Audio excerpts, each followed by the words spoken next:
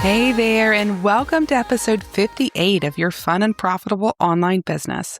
This is the podcast that helps you build a business that feels as good as it looks, with simple systems, fresh ideas, and plenty of confetti along the way. I'm Wendy, a certified money coach and online business strategist, and I help women entrepreneurs create fun and profitable online businesses built with systems and designed for joy. Today's episode is a little bit different than normal. It's part of Podcasthon, which is a global podcast movement where hosts around the world highlight nonprofit organizations doing meaningful work in their communities. And the organization I'm highlighting is Grief Cycles. Grief Cycles is a nonprofit that supports people navigating grief through cycling and community. And today I want to talk about two things. First, the incredible mission of Grief Cycles. And second, something that connects directly to business. Because when you build a profitable business, you create the ability to support causes that matter to you. And often those causes are deeply personal. All right, let's dive in. Let's start off with the nonprofit. Grief Cycles supports people navigating grief through cycling and community. Now, I think the founder describes grief in an incredibly powerful way. While grief is often the result of losing someone we love, it's not the only place it shows up. He says it can happen anytime your future looks different than you expected. And that definition opens the door to so many experiences that people carry with them. It could be after divorce or relationship change, or health challenges, or job loss, or even dreams that didn't unfold the way you thought they would. And sometimes grief is obvious. But just as often, it's incredibly quiet.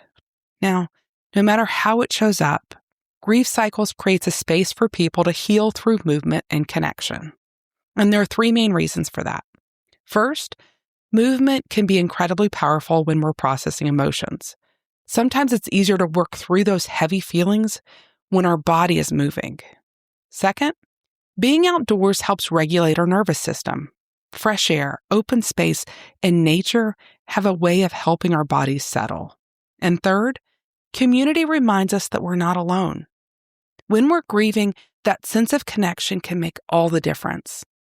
And when you think about these three things together, movement, being outdoors, and community, it creates a really powerful environment for healing.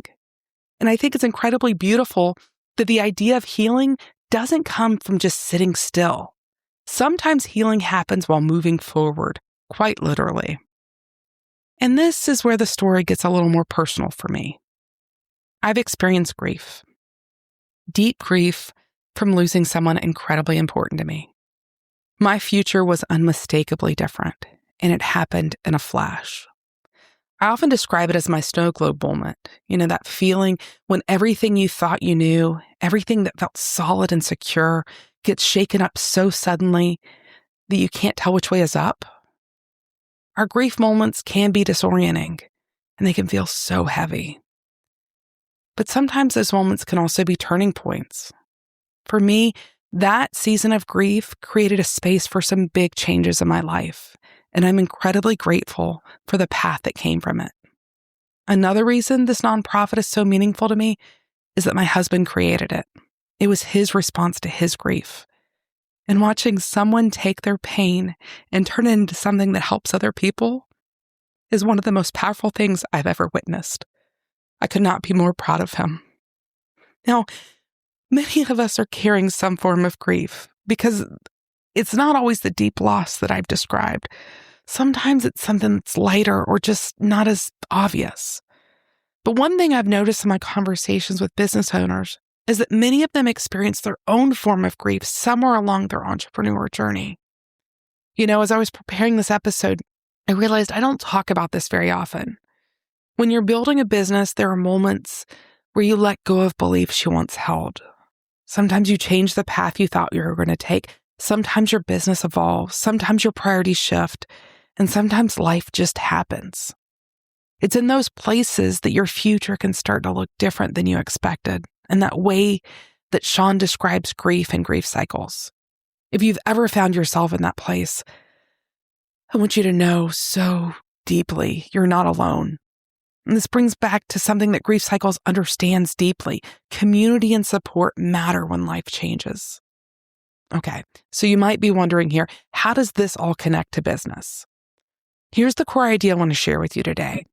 Profit creates capacity.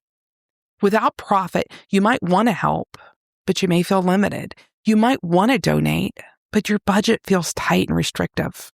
Profit changes that. Profit creates options. When a business becomes profitable, the owner gains the ability to donate to causes they care about, to volunteer their time and expertise, and sometimes even create programs that help others directly. This is a really important mindset shift. A profitable business isn't just about revenue, it's about options. And one of the most meaningful options profit creates is the ability to support something bigger than ourselves. I want to invite you to think about something for a moment. What causes matter most to you? Maybe it's grief support like I described, but it could also be an animal rescue or educational programs or environmental work or youth programs or community development. Whatever it is, your business can become a vehicle for supporting the thing or things that matter most to you.